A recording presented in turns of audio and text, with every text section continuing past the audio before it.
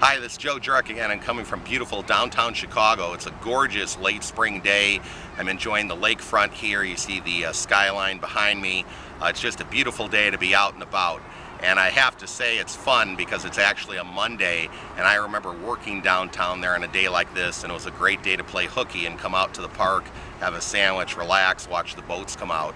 So it's great to be here today. Every day is kind of a day off when you're successful in real estate. But today I'm going to talk to you about what you do after you take possession of a property. If I were you, I'd go ahead and get a piece of paper and a pencil or a pen and write down some of the things I'm going to tell you. Once I physically take possession of a property, I do have a checklist of things that I go through just before and right after we get the property. The first thing we normally do is call the local utility company and the water for the city, state, or village that the property's in. We want to go ahead and have the power, which would be the electric and the gas, converted, as well as the water to our name. Because often if something gets turned off, what happens a lot of times is you're paying an extra fee to have them come back out and turn it on. If it's just transferred, you may save that fee of having them come out to turn the power on or the electric on or the water on, that sort of thing. And it is an inconvenience. Can you imagine if you go take possession of a property, you're going to do a buy, fix, and flip or a buy and a hold, and you got to wait 2 or 3 days to get the utilities or the power turned on. You're going to be bringing out a generator to give you power rather than just having it transferred. So that's number one. Beforehand, I would go ahead and I would make sure that I had all the utilities transferred. Secondarily, immediately when I take possession of the house, I always go ahead and change the locks. Everybody from the realtor to the old owners to a neighbor to an ex-boyfriend has a key to get into that house. So what you want to make sure is you change all the locks, front door, side door, back door, garage door, because if you're leaving tools there, you just don't want anybody coming around. And often than not, even other family members or friends are given keys. They may think that, hey, somebody still lives there, I'm going to go borrow the lawnmower out of the garage, and it happens to be your lawnmower, not their lawnmower. So make sure you get those keys changed.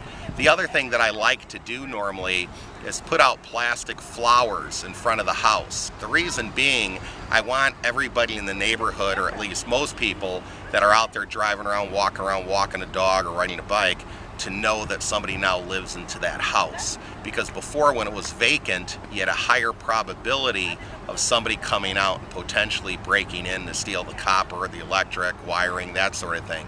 If people believe that somebody actually lived there now, they're less likely to maybe break in to steal these things. So by putting out plastic flowers, the key thing is you don't have to water them, they stay colorful. Real flowers will just die off after a few weeks. So put out some plastic flowers.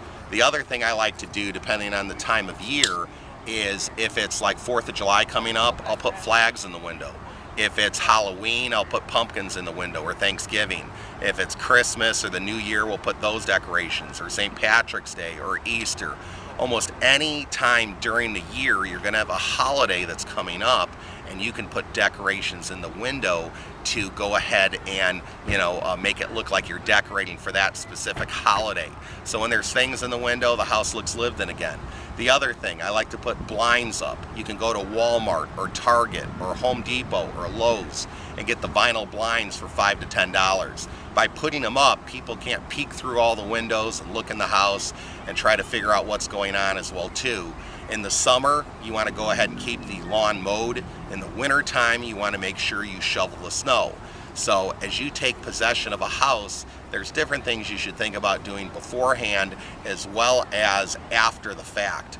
Another thing that I normally like doing when I know I have to change out a door, or I know I have to go ahead and special order something like an address plate or something of that nature, and I'm pretty confident I'm going to close on the property, I might go ahead and order those things prior to closing. I'm taking the risk if the deal falls apart, but in most cases I've been okay with it when I've ordered a special metal address plate or a special door that isn't a standard door to fit or something of that nature. What I often feel like is the time and energy and effort that I save of maybe waiting for something to come in, it's going to help me in the long run. And how did I learn this? By doing different deals, you run into different situations. So what I strongly want to tell you is this: even though you're not doing deals maybe right now or as many deals as you think, by making offers and doing deals and taking action, you're learning what to do better the next time that you make an offer, you do a deal. So this was the lesson that I had learned.